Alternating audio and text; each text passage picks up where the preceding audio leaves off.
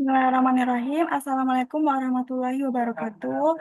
Selamat pagi, selamat siang, selamat sore kepada Bapak Ibu dosen dan rekan-rekan mahasiswa yang saya banggakan. Terima kasih sebelumnya. Di sini saya akan menjelaskan presentasi mengenai hasil dari penelitian saya yang berjudul hubungan antara self-regulated learning dengan prokrastinasi akademik pada mahasiswa. Mereka belajar kampus merdeka atau MBKM. Perkenalkan, saya Nazul Zakiatul Salma dengan NIM 21080229 dengan dosen pembimbing Ibu Anisya Kumala, LC, MPSI, Psikolog. Terdapat daftar isi, yang pertama berisikan latar belakang penelitian, kedua kajian teori, yang ketiga metode penelitian, yang keempat hasil penelitian, yang kelima kesimpulan. Masuk pada latar belakang, di Indonesia, untuk mendukung proses pembaharuan pendidikan ke arah yang lebih baik, diperlukan adanya program pembelajaran yang berbeda dari yang sebelumnya. Hadirnya program MPKM menjadi wujud implementasi dari adanya pembaharuan, terutama di pendidikan tinggi. Berdasarkan dari data statistik pendidikan tinggi tahun 2023-2022, sebanyak 2,67% mahasiswa sedang mengikuti kegiatan MPKM, baik di luar maupun dalam kampus. Dengan mahasiswa yang mengikuti subprogram MSIB, magang studi independen, bersertifikat sebesar 55,22%. Dilansir dari website kompas.com, nyatakan bahwa mahasiswa yang mengikuti MSIB pada batch 6 diikuti sebanyak 47.984 mahasiswa. Dan mahasiswa yang mengikuti MSIB pada batch 7 diikuti sebanyak 30.228 mahasiswa.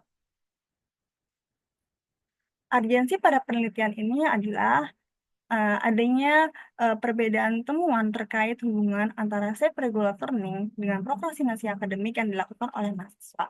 Dan di mana beberapa penelitian menunjukkan adanya hubungan yang signifikan, yakni hubungan negatif, yaitu di mana semakin tinggi self-regulated learning, maka semakin rendah prokrastinasi akademik. Begitupun sebaliknya.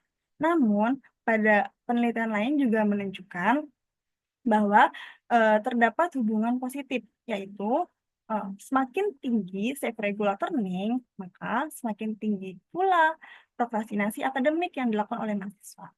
Selain itu, tingginya tingkat prokrastinasi akademik pada mahasiswa, minimnya referensi atau sumber jurnal mengenai keterkaitan antara variabel self-regulated learning dengan prokrastinasi akademik, dan metode penelitian kuantitatif yang digunakan terkhusus program MSIB masih jarang ditemukan menjadi urgensi penelitian yang dipilih peneliti. Selanjutnya pada rumusan masalah dalam penelitian ini adalah, adakah hubungan antara self-regulated learning dengan prokrastinasi akademik pada mahasiswa belajar kampus merdeka? Tujuan penelitian ini untuk mengetahui hubungan antara self-regulated learning dengan prokrastinasi akademik pada mahasiswa mereka belajar kampus merdeka atau MBKM. Masuk pada kajian teori, terdapat dua teori. Yang pertama, prokrastinasi akademik. Yang kedua, ada self-regulated learning.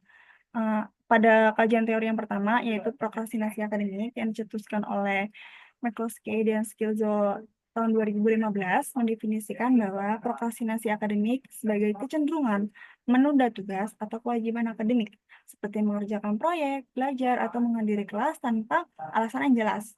Nah, McCloskey dan Skilzo tahun 2015 ini juga menjelaskan terdapat 6 dimensi prokrastinasi akademik. Yang pertama, ada psychological belief regarding abilities atau keyakinan psikologis terhadap kemampuan, yaitu keyakinan individu bahwa dirinya itu mampu menyelesaikan tugas secara optimal, walaupun dirinya berada di bawah tekanan.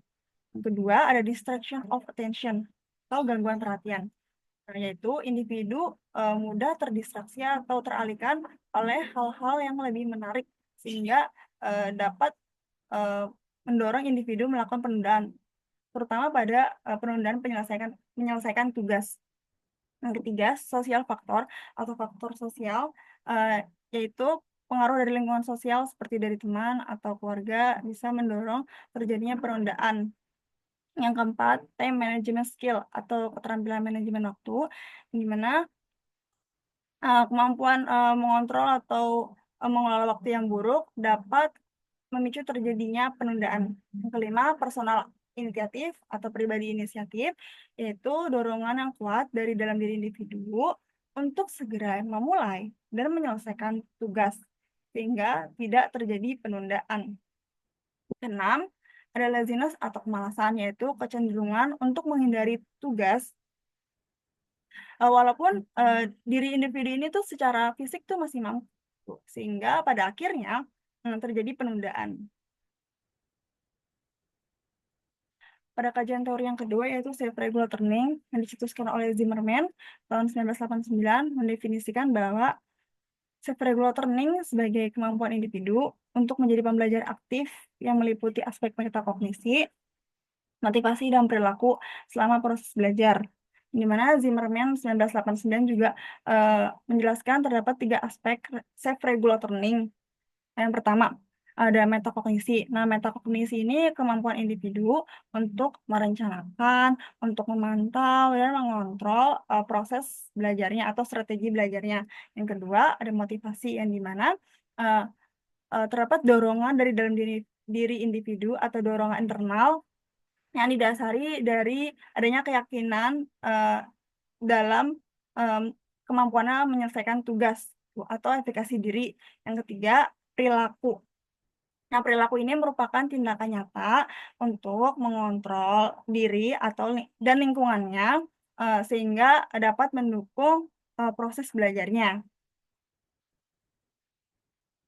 Nah, metode penelitian yang digunakan pada penelitian ini adalah, pada jenis penelitian yang digunakan yaitu kuantitatif, populasi yang digunakan adalah mahasiswa aktif yang pernah mengikuti program Merdeka Belajar Kampus Merdeka atau MBKM, dengan sampel yang digunakan yaitu pada mahasiswa aktif yang pernah mengikuti kegiatan magang dan studi independen bersertifikat atau MSID pada batch 6 dan 7 sebanyak 35 mahasiswa. Teknik yang digunakan yaitu teknik analisa korelasi dengan jenis analisis berupa korelasi Pearson dengan menggunakan bantuan program dari statistik SPSS versi 25 for Windows. Nah, metode penelitian pada instrumen penelitian yang digunakan itu ada dua, yaitu untuk mengukur prokrastinasi akademik dan untuk mengukur self-regulated learning.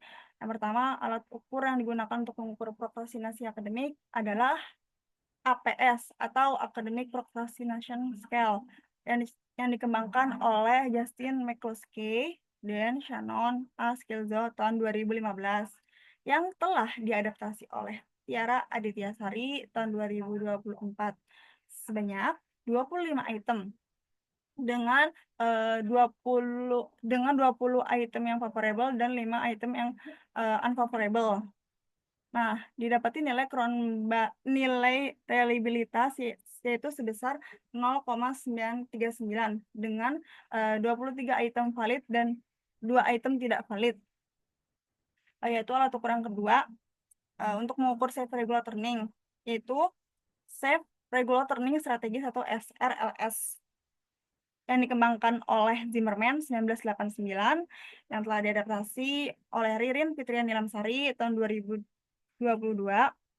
sebanyak 27 item dengan nilai reliabilitas sebesar 0,930 dengan 26 item menyatakan valid dan 1 item tidak valid. Nah, hasil penelitian yang didapatkan dalam penelitian ini adalah bahwa pada percent correlation antara self-regular learning dengan prokrastinasi akademik sebesar negatif 0,544 dengan taraf signifikan sebesar 0,001, yang artinya terdapat korelasi yang signifikan pada self-regular learning dan prokrastinasi akademik. Hal ini juga menunjukkan bahwa penelitian ini, ditemukan, adanya hipotesis yang diterima atau HO, yaitu, eee, terdapat hubungan negatif atau adanya hubungan negatif, antara self regular learning dengan prokrastinasi akademik. Maka dapat disimpulkan dari hasil penelitian yang telah dilakukan bahwa penelitian ini membuktikan bahwa terdapat hubungan negatif antara self regular learning dengan prokrastinasi akademik pada mahasiswa MBKM dengan subprogram MSIB batch 6 dan 7. Artinya, semakin tinggi self regular learning, maka semakin rendah juga prokrastinasi akademik. Begitupun sebaliknya, semakin rendah self regular learning, maka semakin tinggi juga prokrastinasi akademik. Cukup sekian presentasi dari saya, kurang lebihnya mohon maaf. Wabillahi taufiq wal hidayah. Wassalamualaikum warahmatullahi wabarakatuh. Terima kasih.